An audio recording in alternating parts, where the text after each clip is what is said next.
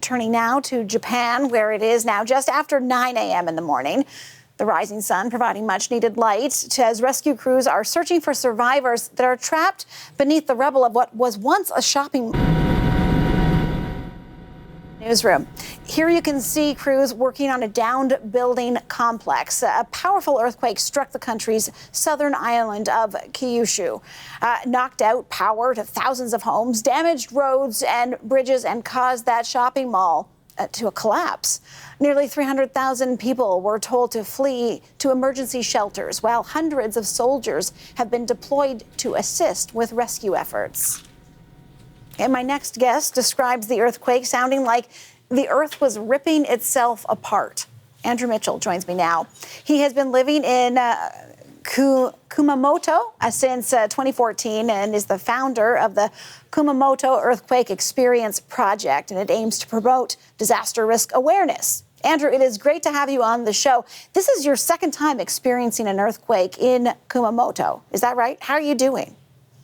Yeah, well, first of all, thank you for taking the time to speak to me today. And that's correct. Unfortunately, Kumamoto has suffered two major earthquakes in 2016, in April 2016. And one of the reasons I started, as you mentioned, the Kumamoto Earthquake Experience Project is to share the awareness of what happened to us in 2016 so people can better prepare. But I never in my darkest, wildest thoughts thought that it will be us again suffering such a major earthquake only 10 years after we had the earthquakes in 2016. Right. Yeah. So as you say, you've gone through this before. Does anything ever truly prepare you for experiencing a natural disaster like this? I mean, you've obviously given that question some thought. I think the best you can do. So when the earthquake happened here, I had the adrenaline rush, but I didn't feel fear so much because I've had the experience. I've spent 10 years preparing, but nothing really prepares you. You're leading your daily life, and then just like that, suddenly there's a major disaster happening around you. So for myself, I suppose I was lucky. I was prepared, both from my previous experience and the work I've done with the Earthquake Experience Project, but many international students, many newcomers to Japan, young Japanese children as well, unfortunately found it very terrifying. So talk to me about how you had prepared for this. I mean, again, you've dedicated yourself to this kind of organization to try and spread the word. What were you doing, and how did it benefit you? So on a personal level, for example, in my apartment, I make sure there's no heavy objects on higher shelves. I make sure things are as close to the ground as possible. In the room I was in when the earthquake hit, there was nothing anywhere near me, by design, by the way I put my things in my apartment together, that could have fallen on my head. So whilst my main worry was just how bad is this going to be? Could it potentially bring the building down? But even with that thought, I'm well aware of how stringent Japanese infrastructure standards are. So I just waited for the shaking to stop, which is the best thing to do in Japan. And once it had, I checked my apartment, checked the smell for gas. Thankfully, there was nothing like that, just a few broken cups, a few broken plates. Checked for any cracks, and then checked my apartment building for any visible damage. Thankfully, there was nothing. And it's something I've recommended to others to do for years, like just very basic disaster precautions in the way you put your apartment together, protecting your head, not escaping during the shaking, but after it stops, making sure if there's any gas smell, you turn the gas off, things like that. Just basic things that could save your life, when a disaster strikes. Yeah, Andrew, so you talk about the question going through your head, just how bad might this be? It's sort of the morning after, and it's often in these hours as daylight hits, so we start to have a sense of how bad it might be. What's your sense of things?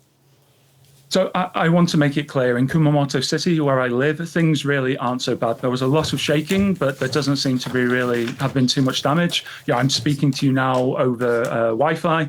We have electricity, we have water, we have gas here, and there's been no outages. The closer you get to the epicenter, so the further south you come from Kumamoto City, the more damage there is. As you mentioned before, the Aeon Mall there had we think maybe a gas explosion, and I think people are still trapped there. There's, I believe, still families trapped in buildings closer to the epicenter. So the closer you get to the epicenter, there's a lot more damage. And as you said, now that the morning light has come up, it makes things a lot easier for emergency responders, and I hope and pray that they can continue to do their fantastic efforts in helping the people who are in much greater need than people like myself. It is early hours in this, but you do have experience having gone through this before. Can you talk about how the region rebuilds, what you think needs to happen, and do you double down on the efforts that you've been making to try and spread the word?